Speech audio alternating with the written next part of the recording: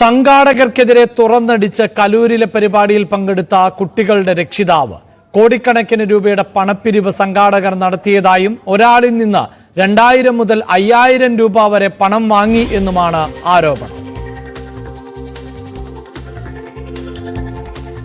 എൻ്റെ മകള് മൃദംഗനാഥം പരിപാടിയിൽ ഇന്നലെ പങ്കെടുത്തിരുന്നു.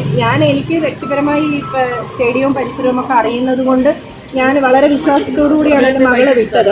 ശരിക്കും ഞങ്ങൾ മനസ്സിലാക്കിയത് ഇപ്പോൾ പേരൻ്റ് എന്ന രീതിയിൽ നമ്മുടെ നൃത്ത വിദ്യാലയത്തിൽ പഠിക്കുന്ന കുട്ടികളുടെ മാതാപിതാക്കളിലേക്ക് എത്തിയ വിവരം എന്താണെന്ന് പറഞ്ഞാൽ, കേരളം തമിഴ്നാടിൻ്റെ റെക്കോർഡിനെ മറികടക്കാൻ വേണ്ടി 12,000 ആളുകളെ പങ്കെടുപ്പിച്ചുകൊണ്ട്, നർത്തകരെ പങ്കെടുപ്പിച്ചുകൊണ്ട് നടത്തുന്ന ഒരു പരിപാടിയാണ്. അപ്പോൾ ഗിന്നസ് റെക്കോർഡ് ലക്ഷ്യമിട്ടുകൊണ്ട് കേരളം നടത്തുന്ന ഒരു പരിപാടി എന്ന നിലയിൽ ആ ഒരു വികാരം ഉൾക്കൊണ്ടുകൊണ്ടാണ് നമ്മുടെ മക്കളെ അതിലേക്ക് വിടുന്നത്.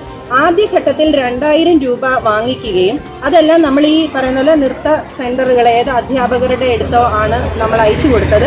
പിന്നീട് 1600 രൂപയോ 1500 രൂപയോ പിന്നീട് ഇവർ വാങ്ങിക്കുകയും ചെയ്തു. ശരിക്കും 3500 രൂപ ഒരു കുട്ടിയോട് ഇവർ വാങ്ങിക്കുമ്പോൾ 12,000 കുട്ടികളിൽ നിന്നും സംഘാടകരിലേക്ക് എത്തിച്ചേരുന്ന തുക എത്ര വലുതാണെന്ന് ചിന്തിക്കണം. ഡാനി പോളാണ് വാർത്തയുടെ വിശദാംശങ്ങളുമായി ചേരുന്നത്. ഡാനി, ഈ ഗിന്നസ് റെക്കോർഡ് സ്വന്തമാക്കുന്നതിന് വേണ്ടിയായിരുന്നു ഇത്തരത്തിലൊരു നൃത്ത സംഗമം സംഘടിപ്പിച്ചത്. അതിനുവേണ്ടി വലിയ പണപ്പിരിവും നടത്തിയിരുന്നു. അപ്പോൾ അത്രമേൽ തുക ഈടാക്കി നടത്തിയ ഒരു സംവിധാനത്തിൽ പോലും സുരക്ഷാ സംവിധാനങ്ങൾ ഒരുക്കിയില്ല എന്നുള്ളതാണല്ലോ രക്ഷിതാക്കളുടെ ആരോപണം.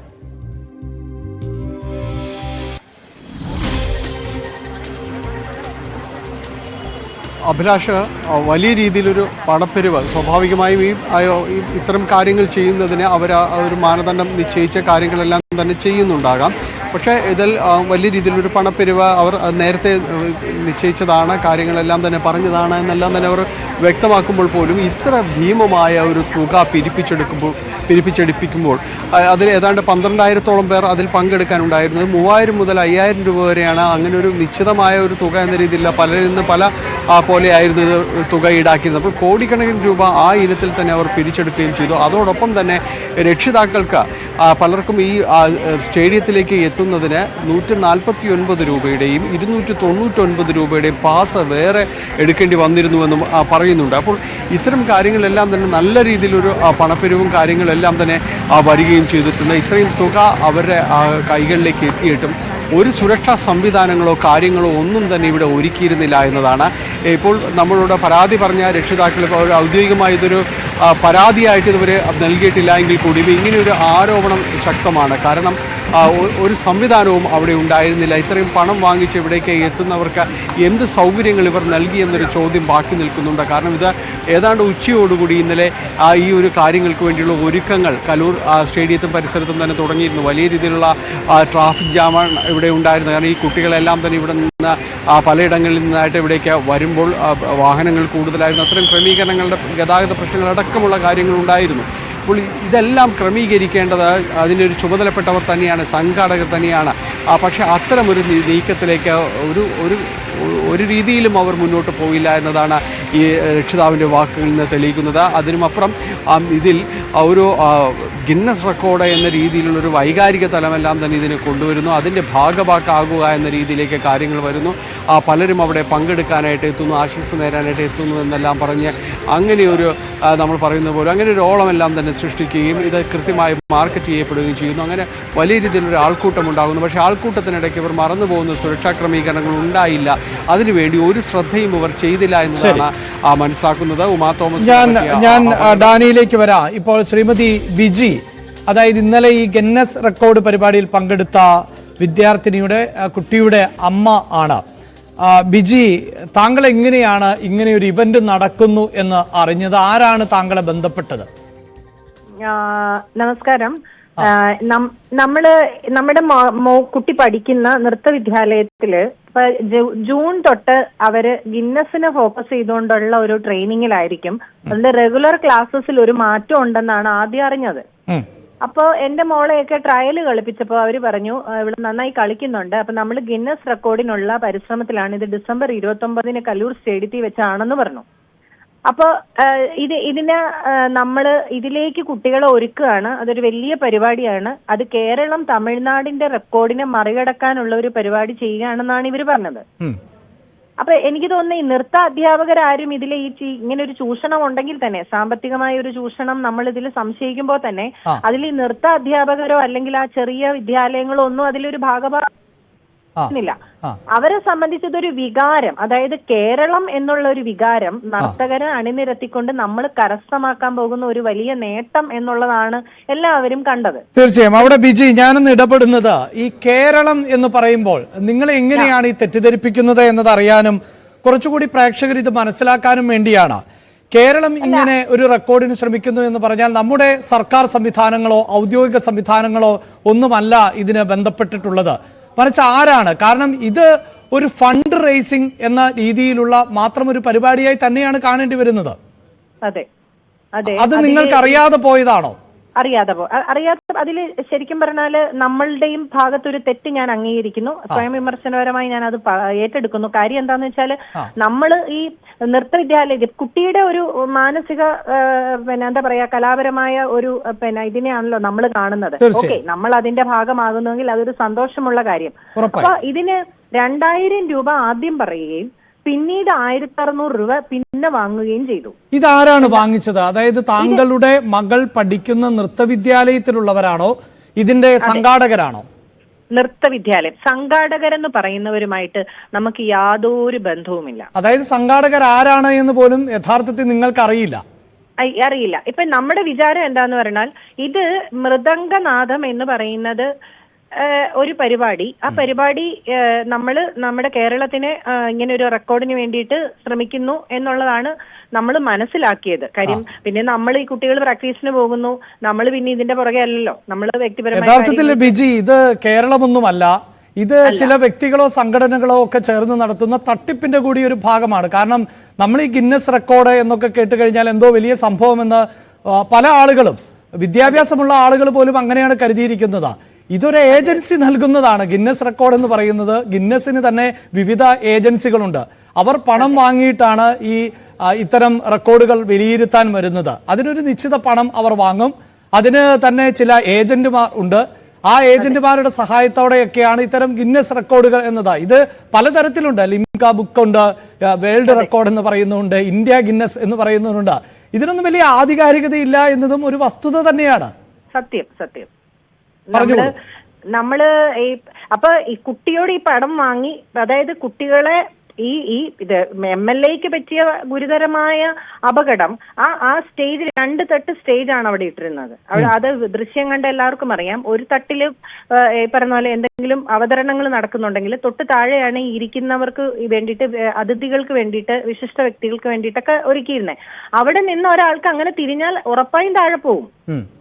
അങ്ങനെയാണത്. അപ്പൊ നമ്മൾ ഈ സുരക്ഷയിലുണ്ടാക്കിയ വീഴ്ചകള് കുട്ടികളെ മണിക്കൂറുകളോളം 3 മണി, അതായത് ഒരു കുട്ടി ഇന്നലെ 1 മണി തൊട്ട് ഇതിന്റെ മേക്കപ്പ് ഇട്ട് എറണാകുളം എന്ന് പറയുന്ന ഈ കലൂർ സ്റ്റേഡിയത്തിലോട്ട് ഏകദേശം ഒരു 5 കിലോമീറ്റർ ഉള്ള ഒരു ചുറ്റളവിലുള്ള കുട്ടി പോലും 10 മണിക്കൂർ കഴിഞ്ഞാണ് തിരിച്ച് വീട്ടിലെത്തുന്നത്. 10 മണിക്കൂർ. ആ കുട്ടിക്ക് ഒരു ഗ്ലാസ് വെള്ളം, ആകെ ഇവരെ ഒരു ഫ്രൂട്ടിയുടെ ജ്യൂസോ 2 ബിസ്ക്കറ്റോ, മേ ബി അതും ഒരു സ്പോൺസർഷിപ്പ് കിട്ടിയതായിരിക്കാം. അപ്പൊ ഈ 3500 എത്ര രൂപ ഇവർക്ക് ചെലവായിട്ടുണ്ടെന്ന് പോലും നമുക്കറിയില്ല. നമ്മൾ എന്തിനാണ് ഇങ്ങനെയൊരു, ശരിക്കും ഇന്നലെ TV-യിൽ ഈ ഉമാ തോമസ് MLA വീണ് കഴിഞ്ഞ് കാണിക്കുന്ന ലൈവിലാണ് മൃദംഗ വിഷൻ എന്ന് തന്നെ നമ്മൾ കാണുന്നത്. ഒപ്പം അതായത് കുട്ടികൾക്ക് വേണ്ടി ഏതാണ്ട് 5000 രൂപ ചെലവ് വരുന്നു. ഇത് യഥാർത്ഥത്തിൽ ഒരു നല്ല ഉദ്ദേശത്തോടു കൂടി നടത്തുന്ന ഒരു ഇവന്റ് ആയിരുന്നുവെങ്കിൽ സാധാരണ നിലയിൽ അവർക്ക് സ്പോൺസർമാരെ കണ്ടെത്താം. ഇതിപ്പോൾ ഗിന്നസ് റെക്കോർഡ് നേടാൻ എന്നൊക്കെ പറഞ്ഞ് ആളുകളെ ധരിപ്പിച്ച് അവരിൽ നിന്ന് തന്നെ പൈസ ഈടാക്കുന്നു എന്നുള്ളത് ഒരു കാര്യം. തീർച്ചയായും നൃത്തങ്ങൾക്ക് അല്ലെങ്കിൽ നൃത്യങ്ങൾ അവതരിപ്പിക്കുന്നതിന് വലിയ മുതൽ മുടക്കുണ്ട് എന്നതൊക്കെ വസ്തുതയാണ്. ചെറിയ തുകയിലൊന്നും മേക്കപ്പോ ആഭരണങ്ങളോ ഒന്നും സാധിക്കില്ല. വസ്ത്രത്തിന് പോലും ഒക്കെ വലിയ റെന്റാണ് നൽകേണ്ടി വരുന്നത്. അതെന്തുമാകട്ടെ, പക്ഷേ ഈ രക്ഷിതാക്കളെ ഈ വേദിയിലേക്ക് പ്രവേശിപ്പിച്ചതിന് പോലും ഇവർ തുക ഈടാക്കിയെന്നാണ് മനസ്സിലാക്കാൻ സാധിക്കുന്നത്. അതെ അതെ അതെ, അത് വളരെ ഞെട്ടലോടെ. കാര്യം നമ്മളൊക്കെ കുറച്ച് സാമൂഹ്യ ബോധം ഉണ്ടെന്ന് ധരിക്കുന്നവരായവർക്ക് പോലും ഇതിപ്പോ നമ്മൾ തുറന്നു പറയുമ്പോൾ എനിക്കതിൽ ലജ്ജയൊന്നുമില്ല. അതായത് നിങ്ങളുടെ കുട്ടിയെയും വിട്ടില്ലേ, പക്ഷെ അങ്ങനെ പോലും നമ്മൾക്ക് പറ്റിയത് നമ്മൾ കേരളം എന്നൊരു വികാരം എവിടെയോ കയറി പറ്റിയത് കൊണ്ട് പറ്റിയൊരു അബദ്ധമാണ്. ഉറപ്പായും. അതായത് താങ്കളുടെ മകള് ഒരു കലാകാരിയാണെങ്കിൽ അവർക്ക് ഏതൊക്കെ അവസരം ലഭിച്ചാലും അതിനെ പ്രോത്സാഹിപ്പിക്കണം. ഞങ്ങളും അങ്ങനെ തന്നെയാണ്. പക്ഷേ ഈ ഗിന്നസ് റെക്കോർഡ് എന്നൊക്കെ പറഞ്ഞ് പല കുട്ടികളും അവരുടെ കഴിവ് കൊണ്ട് റെക്കോർഡ് നേടുന്നുണ്ട്. അതിന് ഒട്ടും മോശമായല്ല ഞാനും വിലയിരുത്തുന്നത്. പക്ഷേ ഇതിന്റെ മറയിൽ വലിയ തട്ടിപ്പ് നടക്കുന്നുണ്ട്. ഇതൊരു ഏജൻസി ആണെന്നൊന്നും പലർക്കും അറിയില്ല. ഇത് ഈ ഇത്തരം പല ഗിന്നസുകളുണ്ട്. ആ ഗിന്നസുകളിൽ ചിലതൊക്കെ വളരെ ലളിതമായി നിസാര തുക കൊടുത്താൽ പോലും എനിക്കോ താങ്കൾക്കോ ഒക്കെ ഈ ഗിന്നസ് റെക്കോർഡ് സ്വന്തമാക്കാം എന്നുള്ളതാണ് വസ്തുത. പക്ഷേ അതിന് മുതലെടുക്കുന്നത് തീർച്ചയായും തിരിച്ചറിയേണ്ടതുണ്ട്. അതുകൊണ്ടാണ് ഞാൻ ചോദിച്ചത്, ഈ പരിപാടിയുടെ ഭാഗമാകാൻ കാണികളായി എത്തുന്ന ഈ കുട്ടികളുടെ രക്ഷിതാക്കളിൽ നിന്ന് പോലും പണം ഈടാക്കിയെങ്കിൽ അതൊരു വലിയ തട്ടിപ്പാണ് വിജി. അതെ അതെ അതെ, ഇത് ഒരു കുട്ടി, അതായത് 2 തരം ടിക്കറ്റ് അവർ വെച്ചു. ഇപ്പൊ സ്റ്റേഡിയത്തിന്റെ ഇത് പറഞ്ഞു കഴിഞ്ഞാൽ ഏറ്റവും താഴെ ഉള്ള ഗാലറി എന്ന് പറയുന്ന ഭാഗത്തേക്ക് ഗാലറി നിൽക്കുന്ന അതിന് കാണണമെങ്കിൽ 149 രൂപയും, താഴെ അടുത്തിരുന്നുകൊണ്ട് അത് കാണാനായിട്ട് 299 300 രൂപയാണ് അവർ ചാർജ് ചെയ്തിരുന്നത്. ആ വഴി ടിക്കറ്റ് തുക അവർക്ക് എത്ര എത്തിച്ചേർന്നിട്ടുണ്ട് അവരിലേക്ക്? അതാണ്.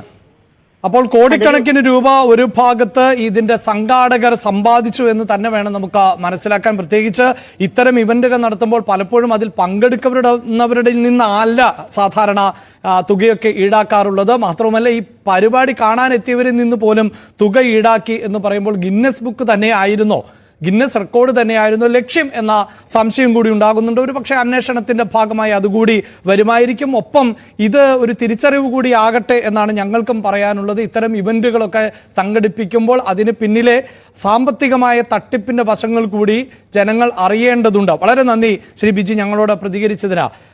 ഡാനി ഇവിടെ സൂചിപ്പിക്കുന്ന പോലെ ഒരു ഭാഗത്ത് ഇതൊക്കെ ഏജൻസികളാണ്, സ്വകാര്യ ഏജൻസികളാണ് എന്നൊന്നും പലർക്കും അറിയില്ല. അതിൻ്റെ കൂടി ഇരകളാക്കപ്പെട്ടു ചിലർ എന്ന് വേണം നമുക്ക് മനസ്സിലാക്കാൻ. അതെന്തുമാകട്ടെ, ഇതിൽ ഒരു അപകടം കൂടി ഉണ്ടായിരിക്കുന്നു. ഉമാ തോമസിന്റെ ആരോഗ്യനില സംബന്ധിച്ച് ഇപ്പോൾ എന്താണ് ഡോക്ടർമാർ പറയുന്നത്?